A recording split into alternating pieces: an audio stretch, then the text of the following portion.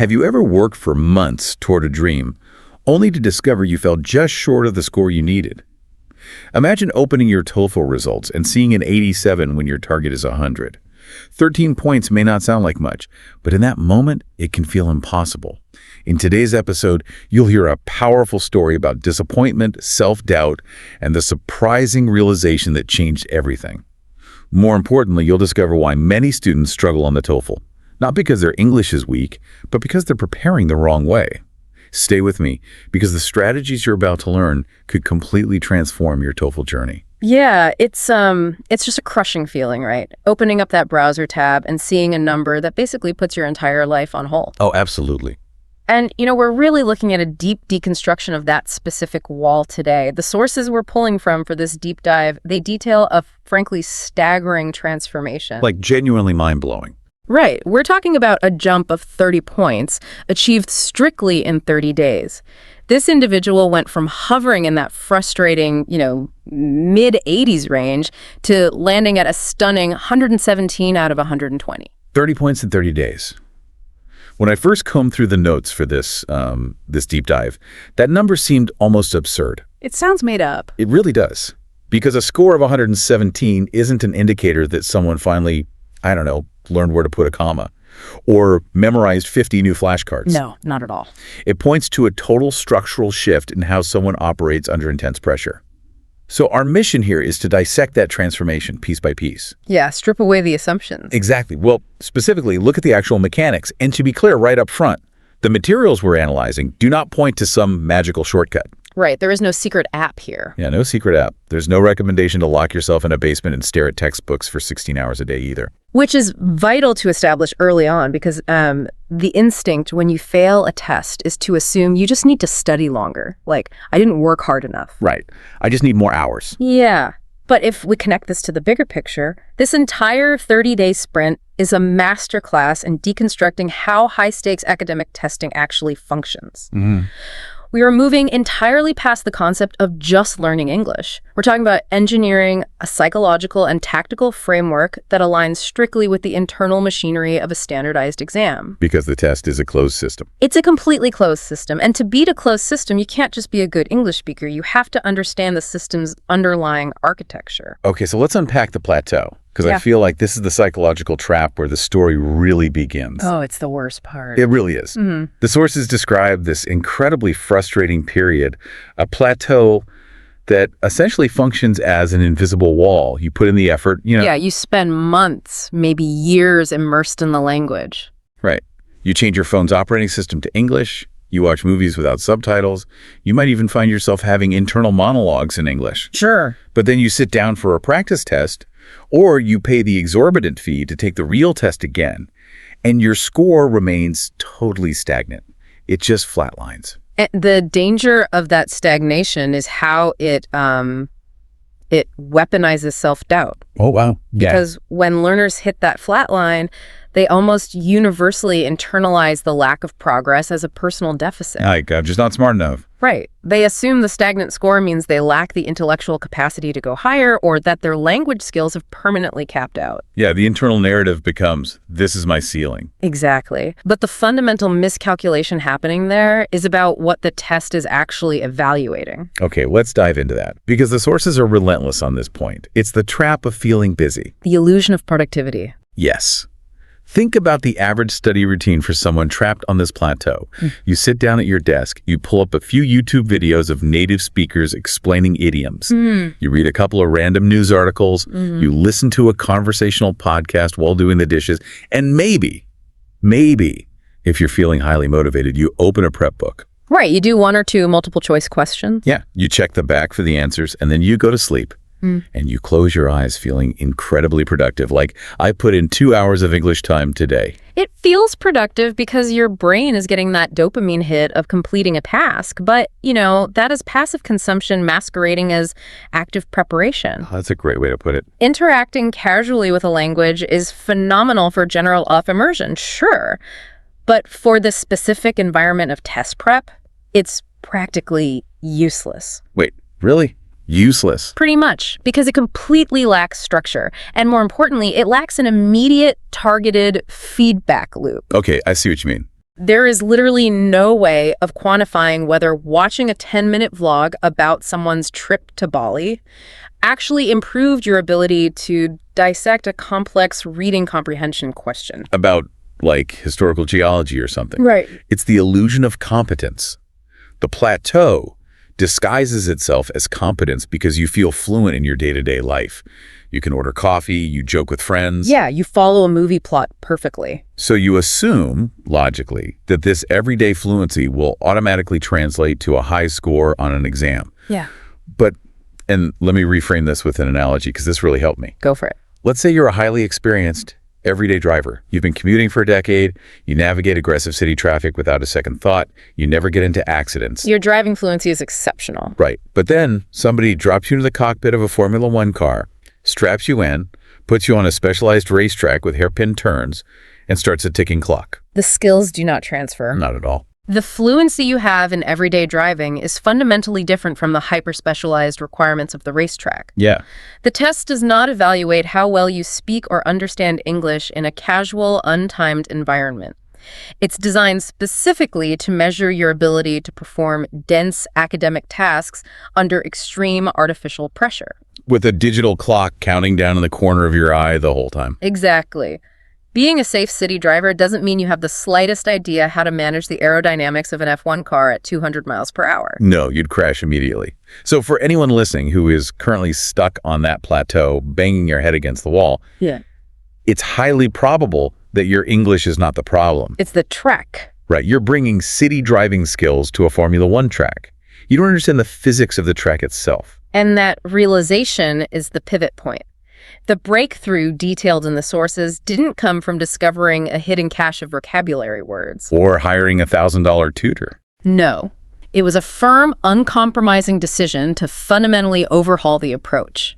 A complete paradigm shift. They called it the 30-day reset. Yeah, the reset. It was born from this harsh realization that just increasing the sheer volume of study hours wasn't going to move the needle. Yeah. Like doing 6 hours of passive studying instead of 2 just makes you more tired. It really does. So the rules established for this reset were brutally simple on paper, but incredibly demanding to execute. Right. The parameters required focusing on all 4 sections of the test every single day. Reading, listening, speaking, and writing. You couldn't just have a reading day and blow off speaking. But the most critical rule, and this is the one that separates passive learners from active achievers, was this. 0 passive consumption counted toward the daily study goal. None. Listening to an English podcast on the train, fantastic for your general well-being, but that registers as 0 hours of test prep. Watching a documentary, 0 hours. Only deliberate timed exam-style practice counted, period. And doing the practice was only half the rule. Right, the review. Yeah, the practice had to be followed immediately by reviewing every single mistake made. The days of doing a 20-question block, seeing you got 6 wrong, feeling annoyed, and moving on, those days were over. We were talking about the core tenets of deliberate practice here. Strictly deliberate practice, which is deeply embedded in the mastery of any complex skill. It dictates that you engage in activities explicitly designed to improve specific aspects of performance. So you're constantly operating just outside your comfort zone. Always. It demands immense cognitive focus and immediate analytical feedback. And it is exhausting. I bet. Frankly, if your study session doesn't leave you feeling a bit mentally depleted, you likely aren't actually engaging in deliberate practice. The sources note that this shift made the preparation phase feel infinitely harder. Like it wasn't fun anymore. No, not at all. And to make sure the student didn't just quietly abandon this grueling routine when the exhaustion set in on, like, day 4, they implemented a crucial psychological failsafe: accountability. Yeah, they explicitly told a friend about this strict 30-day plan. They put the commitment out into the physical world. Because internal discipline is notoriously unreliable when things get hard, right? Oh, completely. When you study alone, entirely in a vacuum, the only person you're letting down if you skip a day to watch television is yourself. And the human brain is remarkably adept at rationalizing that. I worked hard today, I deserve a break. We all do it. By introducing external stakes, bringing another human being into the equation who will ask you about your progress, you engineer a layer of social pressure. That pressure acts as a bridge to carry you over the moments when your internal motivation just collapses. Right. So with the accountability locked in, the actual tactical overhaul began. And the sources break this down into specific strategic transformations across the test sections. Let's start with reading, because the shift in behavior here is drastic. The new rule is stop reading the text and start skimming it with structural purpose. Because the reading section operates as a psychological endurance test as much as a language test. The material is brutally dense. Very dense. Yeah. You are presented with passages that routinely push 700 words.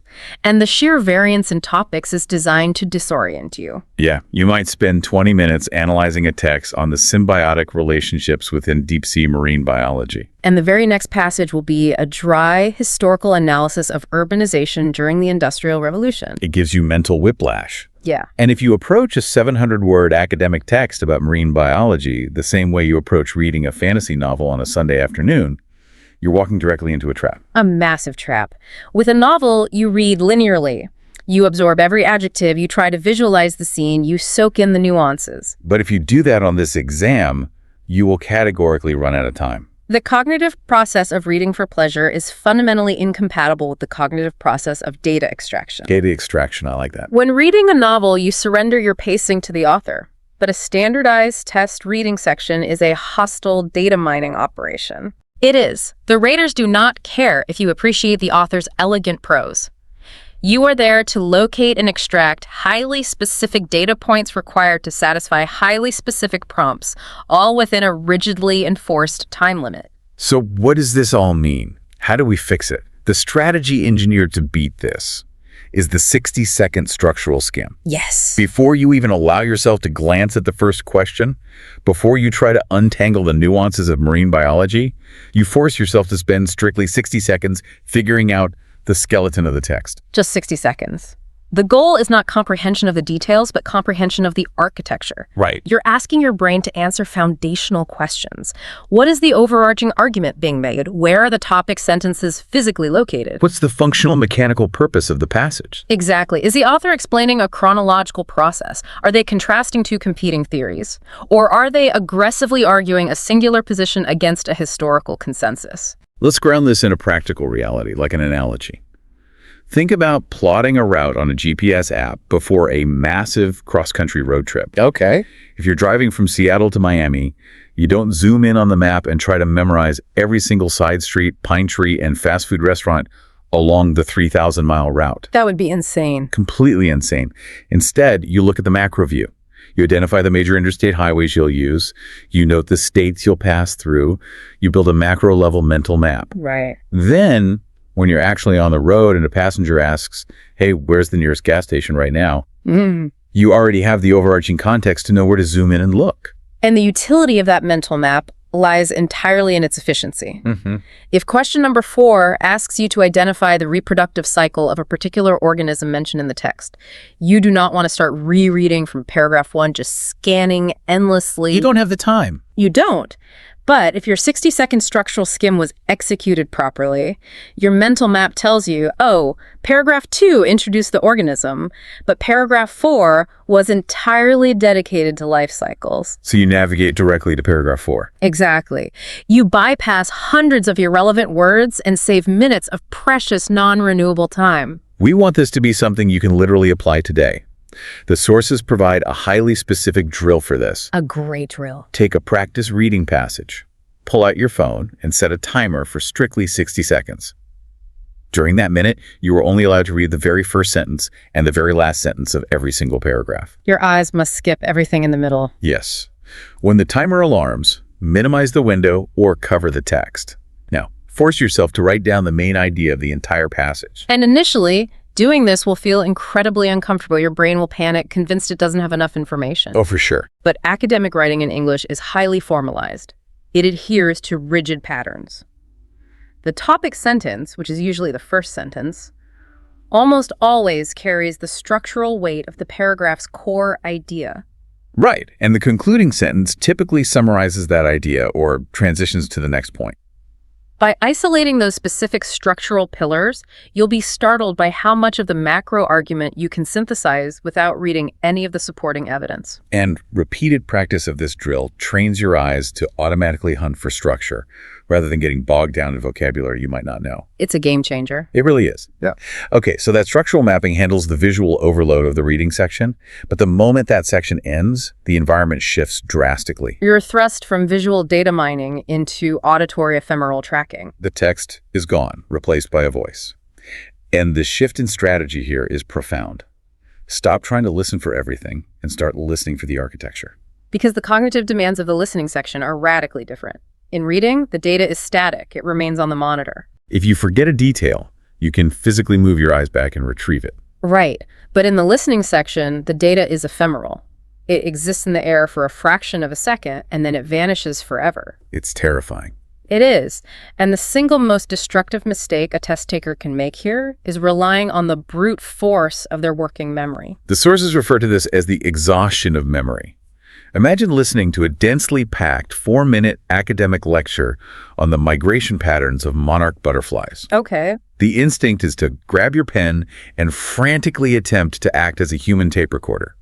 You try to transcribe every single word, every specific date, every location. And by minute 3. By minute 3, your hand is cramping, you're 3 sentences behind the speaker, and your cognitive resources are entirely depleted. You've burned so much mental fuel trying to record the raw data that you completely fail to understand the actual thesis of the lecture. Yeah, you're confusing frantic physical effort with strategic processing. The human working memory is a bottleneck. It physically cannot hold 4 minutes of dense, spoken academic information in a raw, unprocessed state. It just can't. The attempt to do so guarantees a catastrophic drop in comprehension. You have to fundamentally alter the way you process the incoming auditory stream. You have to stop listening to the words and start listening to the shape of the information. The architecture of the spoken word. Yes. Just like the reading passages, spoken academic English is not random. A professor delivering a lecture is adhering to a blueprint. They predictably state a topic, provide historical context, introduce examples. Maybe introduce a counter-argument to demonstrate nuance and then synthesize it all into a conclusion. And it's not just lectures, right? The student conversations on the exam follow blueprints as well. Oh, absolutely. The conversations are almost uniformly structured around conflict resolution. A student approaches a professor with a defined problem. They negotiate back and forth, discussing option A and option B. Eventually, they arrive at a decision. So if your brain is actively listening for those specific structural shifts, like, here's the problem, here's the first proposed option, you're processing the audio at an analytical level. Whereas the person trying to transcribe every word is just a stenographer. Right. And here's where it gets really interesting. The most counterintuitive realization from this 30-day transformation happened right here. It's fascinating. The student realized that writing fewer words on their scratch paper directly correlated to a massive score increase.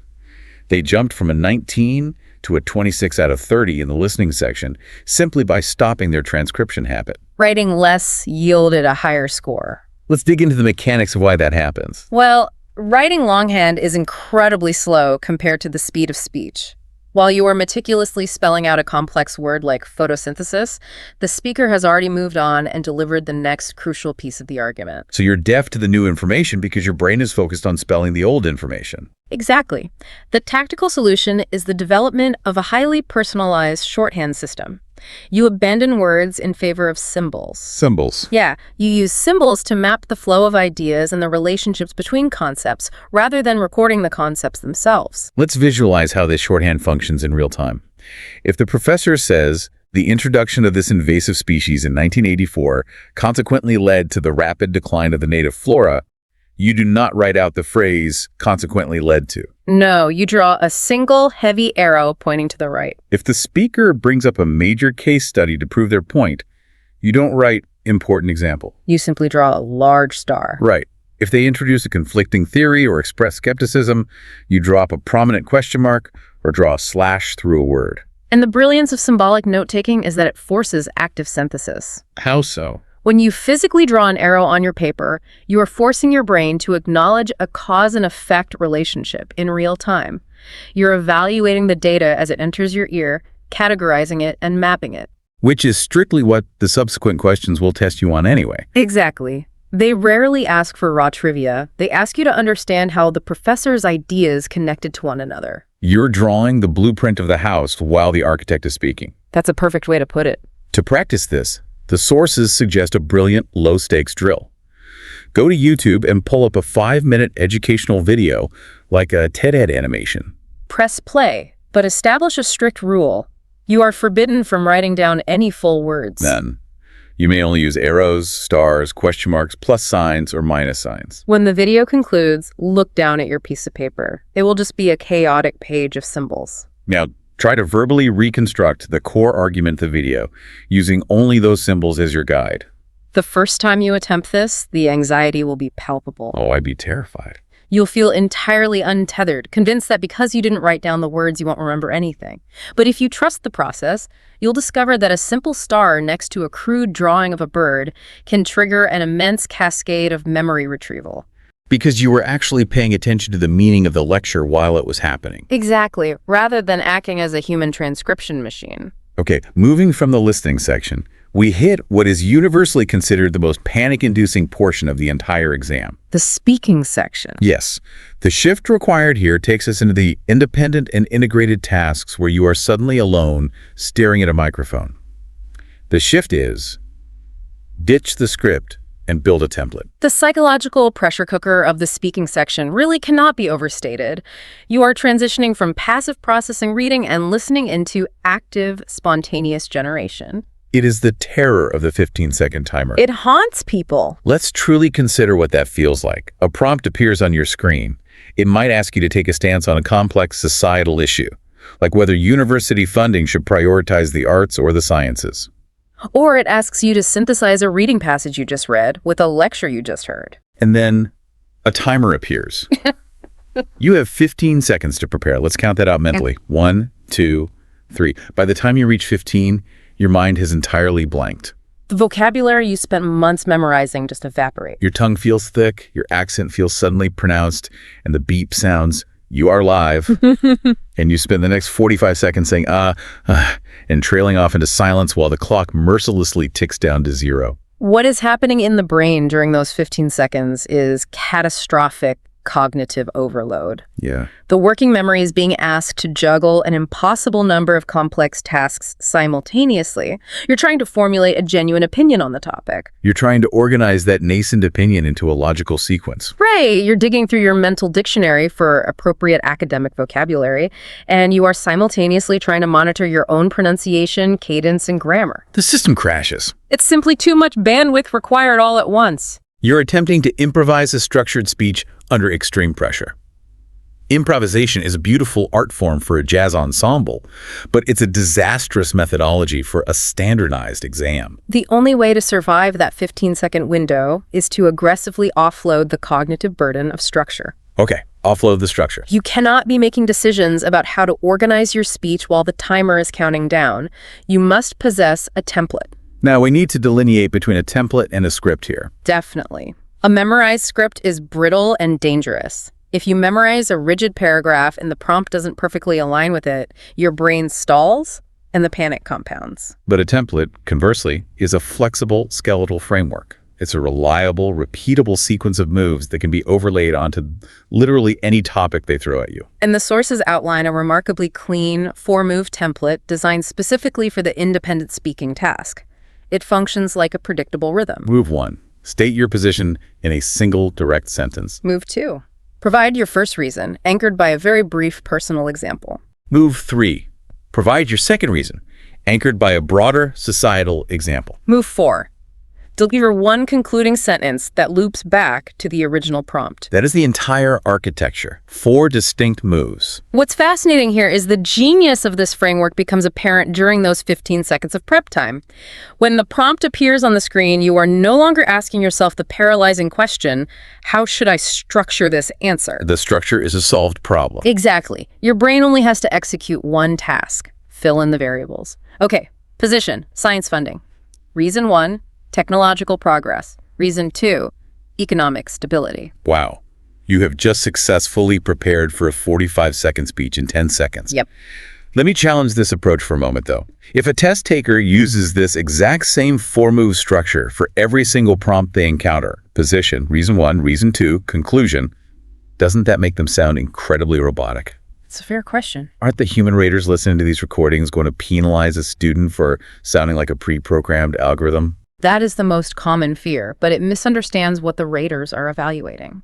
Okay, what are they listening for? The raters scoring these exams are listening to thousands of responses. They are not looking for avant-garde structural creativity. They are actively listening for coherence, logical flow, vocabulary range, and grammatical stability. By deploying a template, you actually liberate your brain's processing power. Because you are no longer burning mental energy panicking about what the next sentence should be, you can redirect all of that cognitive bandwidth toward your delivery. So you can focus on utilizing more precise verbs, maintaining a natural cadence, and eliminating those agonizing, panicky pauses. The template is merely the invisible skeleton. The specific vocabulary and fluid delivery you overlay onto it are what make the speech sound deeply human. You automate the structure in order to humanize the execution. Exactly. The practical challenge the sources suggest for mastering this is relentless, though. You have to inoculate yourself against the speed of the clock. Yeah, the exercise is to record yourself speaking every single day using this template. And this cannot be done casually. You must simulate the trauma of the exam environment. You generate a random prompt, hit record on your phone, force yourself to prep in 15 seconds, and force yourself to speak for 45 seconds. The playback is going to be excruciating at first. You're going to listen to your own voice and cringe. You'll hear yourself stumble, lose your train of thought, and rely on filler words. But avoiding that discomfort is why people stay on the plateau. You have to push directly through the cringe. The singular goal is to become so intimately accustomed to the terrifying speed of that 45-second window that executing your 4 template moves becomes muscle memory. It needs to feel as natural as breathing. In the case study we're examining, internalizing this structural automation resulted in a massive score jump in the speaking section. Leaping from an 18 to a 24. Achieving a 6-point jump in a section reliant on spontaneous verbal production is phenomenal. It validates the premise that cognitive offloading is the key to performing under pressure. Okay, transitioning from verbal synthesis, we move into written synthesis. This brings us to the writing section, specifically the integrated task. Right. The shift here is vital. Stop writing like a reporter and start writing like an arguer. The integrated writing task asks you to read a passage, listen to a lecture on the same topic, and synthesize the two. This is where the vast majority of test takers fall into a devastating trap. We can call it the reporter trap. The reporter trap is incredibly seductive because it feels like you're doing what the prompt asked. It really does. You read the text, you listen to the lecture, and you write an essay that essentially says, here is a summary of what the reading passage stated in its first paragraph. Subsequently, the lecturer discussed this related point. You act as a neutral journalist, merely reporting the facts as they were presented to you. You organize it neatly into paragraphs, you sprinkle in some transition words like furthermore and however, and you hit submit, feeling quite proud of your organized summary. But when the scores arrive, you are sitting at a mediocre 20 out of 30. You receive a 20 because the exam parameters do not reward mere summation. The raters already know what the passage and the lecture say. They have read them thousands of times. They do not need you to prove that you possess basic reading comprehension. They need you to demonstrate analytical synthesis. Right. They are evaluating your ability to understand the friction between the two sources. The test strictly rewards coherent, analytical argumentation over descriptive summary. They want to see you analyze the dynamic. Does the lecture completely invalidate the reading? Does it support the reading but offer a modern caveat? Is the professor pointing out a fundamental flaw in the methodology cited by the author of the text? To demonstrate that higher-level analysis, the sources highlight a specific structural weapon, the relationship sentence. Implementing this one technique instantly elevates the perceived sophistication of the essay from a high school summary to a university-level analysis. Let's break down the difference. A student caught in the reporter track might start their essay with a sentence like this. Both the reading passage and the lecture discuss the ongoing issue of global climate change. That sentence is entirely descriptive. It tells the rater absolutely nothing about the student's analytical capabilities. It just identifies the noun of the topic. Now compare that to a student who leads with a relationship sentence. They bypass the generic summary and immediately establish control over the material. They write, the lecture directly challenges the three primary claims made in the reading passage, arguing that each proposed environmental solution is either economically impractical or technologically insufficient. The difference in tone and authority is massive. That single sentence fundamentally alters the trajectory of the entire essay. You haven't just passively stated what the topic is, you have actively defined the dynamic tension between the two sources of information. You've established a definitive thesis. You are signaling to the human reader in the very first paragraph, I understand that these two sources are engaged in a debate, and I am going to map out the contours of that conflict for you. That relationship sentence becomes the North Star for the rest of the essay. Every subsequent paragraph you write must serve the purpose of proving that initial relationship claim. The practical application for the listener here is profound in its simplicity. Yeah, before you type a single word of your next practice essay, force yourself to pause. Physically, write down one sentence that defines the relationship between the reading and the lecture. Are they casting doubt? Are they corroborating evidence? Are they partially agreeing but diverging on a critical, nuanced detail? Formulate that relationship, place it at the top of your document, and let it dictate every word that follows. It is a mechanism that forces you out of the passive reporter mindset and locks you into the active analyst mindset before your fingers even touch the keys. Okay, we have dissected the tactical shifts for all 4 sections of the test, but there is a final shift that acts as the keystone for this entire 30-day process. The most important one. It is the mechanism that ties all the deliberate practice together. It deals with mindset and feedback. The shift is, treat every error as a data point, not a personal defeat. When we introduce the concept of mindset, there is an immediate risk of sounding like a hollow motivational speaker. Right, it evokes imagery of inspirational posters featuring eagles soaring over mountains with words like perseverance printed below. It can sound incredibly fluffy, but the sources we are analyzing are utterly rigid on this point. This psychological reframing was cited as being responsible for at least a third of the entire 30-point jump. A third? Yeah.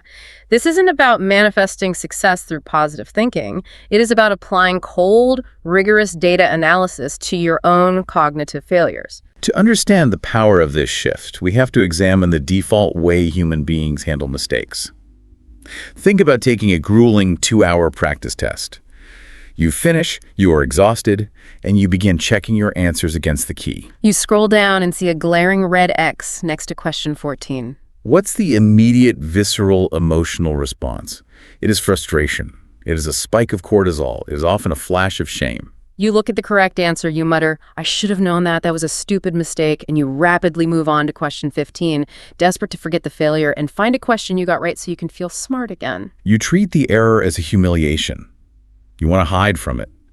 But the strategy that shattered the plateau requires the creation of an active error log. This is a highly specific mechanical process. You do not just look at the wrong answer, feel bad, and keep scrolling. You stop the review process entirely. You open a spreadsheet or a dedicated notebook, and you meticulously dissect that failure. The architecture of the error log is what makes it effective. For every single mistake, without exception, you must document 3 specific data points. Column A, the exact question you failed. Right. Column B, the brutal, honest reason why you failed it. And you cannot write careless error. Was it a specific vocabulary word you misinterpreted? Did you misread the negation in the prompt? Did you run out of time and blindly guess? Did you fall for a distractor answer that sounded plausible but wasn't supported by the text? Well, exactly. And finally, column C. You must write down the underlying principle, rule, or behavioral change required to ensure that specific failure never occurs again. The sources contain a quote that completely reframes the study process. Each error is telling you specifically what to study next. The necessity of the error log leads to a critical realization about the nature of standardized exams. Why is maintaining this spreadsheet exponentially more effective than just blindly taking 10 more practice tests? It comes down to the science of pattern recognition. Yes. Exams like the TOEFL are, by their very definition, standardized. The test makers are not inventing radically new logic puzzles every month.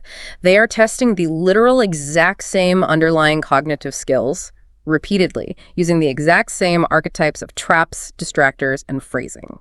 The repetition is the vulnerability of the test. Yep. If you maintain an error log with ruthless honesty for just 2 weeks, something incredible happens. The illusion of randomness dissipates. You stop feeling the vague, overwhelming anxiety of being bad at reading comprehension. The spreadsheet reveals the hard data. You look at your log and realize, out of my last 20 errors in the reading section, 14 of them were specifically inference questions. And in 10 of those, I chose the answer that was too extreme. You've utilized your own failures to draw a highly personalized, surgical map of your cognitive blind spots. You no longer need to exhaust yourself studying reading. You strictly need to study the mechanics of inference questions. A student who views a wrong answer as a valuable data point, rather than a reflection of their innate intelligence, will iterate and improve at twice the velocity of a student who hides from their mistakes. The error log is not a depressing catalog of your inadequacies. It is the most valuable, customized study guide you could possibly possess. It is the ultimate closed-loop feedback system. You identify a specific weakness, you adjust your tactical approach, you test the new approach, and you measure the outcome. You are applying the scientific method to your own brain. That scientific, deeply analytical approach is the connective tissue for all 5 of these tactical shifts. Skimming for structure to bypass dense text, listening for architecture instead of transcribing words, Building rigid speaking templates to offload cognitive burden. Writing relationship sentences to force analytical argumentation. logging errors to build a map of blind spots.